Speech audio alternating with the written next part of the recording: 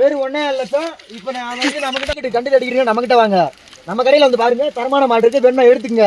வெறும் குறைச்சி பேசிக்கலாம் வாங்க. ஒரு கண்டு 5000 2 பல்லு வச்சா ஒரு 1 லட்சம் மாடு, அவ்வளோதான். வந்து எடுத்துங்க, வேணுமா எடுத்துங்க. நம்ம மாட்டு கமான் உங்களுக்கு ஒரு மாட்டை காட்டுறேன். விலை ரொம்ப குறைஞ்ச விலை. எந்த வாடி இப்படி விடாத மாடு ஃப்ரெண்ட்ஸ். வெறும் 1.5 லட்சம். இப்போ நான் வந்து நம்ம கிட்ட வருது.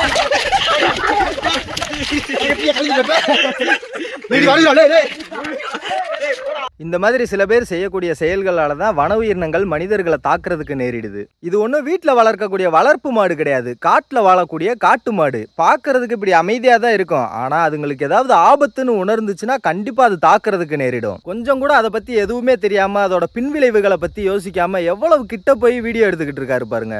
வீடியோ எடுத்து போடுறதுக்கு எவ்வளவோ விஷயம் இருக்கு. அதை விட்டுட்டு இந்த மாதிரி பிரபலமாகறன்ற பேரில் உயிருக்கு உத்தரவாதம் இல்லாத செயல்களில் ஈடுபட்டால் பெரிய ஆபத்தில் போய் முடிஞ்சிடும். இந்த மாதிரி சில பேர் செய்யக்கூடிய செயல்கள்னால தான் வன உயிரினங்களுக்கும் கெட்ட பேர். காட்டில் அதுங்க பாட்டுக்கு நிம்மதியாக இந்த காடு செழிப்பாக இருக்கிறதுக்கான வேலைகளை பார்த்துக்கிட்டு இருக்கு. ஏதாவது ஒரு அசம்பாவிதம் நடந்து போச்சுன்னு வைங்களேன், செய்தி எப்படி தெரியுமா போடுவாங்க? காட்டு மாடின் கொடூரமான தாக்குதல், வாலிபர் கவலைக்கிடம்னு வரும். தயவு செஞ்சு வீடியோ எடுக்கிறேன்ற பேரில் இந்த மாதிரி வன உயிரினங்களுக்கு பக்கத்தில் போய் யாரும் தவறான செயல்களில் ஈடுபடாதீங்க. இந்த மாதிரி செய்கிறதும் வன சட்டப்படி குற்றம் தான், தண்டனைக்குட்பட்ட செயலாகும். இது போக வேறு சில காணொலிகள்லாம் சில நாட்களுக்கு முன்னாடி பார்த்தேன். கொடைக்கானல்லாம் ரொம்ப பக்கமாக போய் செல்ஃபி எடுத்துக்கிட்டு இருக்காங்க.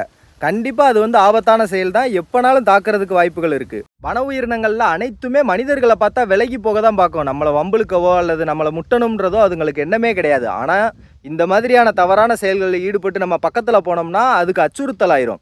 ஏதோ நம்மளை செஞ்சிருவாங்க அப்படின்னு சொல்லி பயத்தில் நம்மளை தாக்குறதுக்கு அதிகமான வாய்ப்புகள் இருக்குது. வன உயிரினங்களையும் நிம்மதியாக வாழ விடுங்க. அனைவரும் பாதுகாப்பாக இருங்க.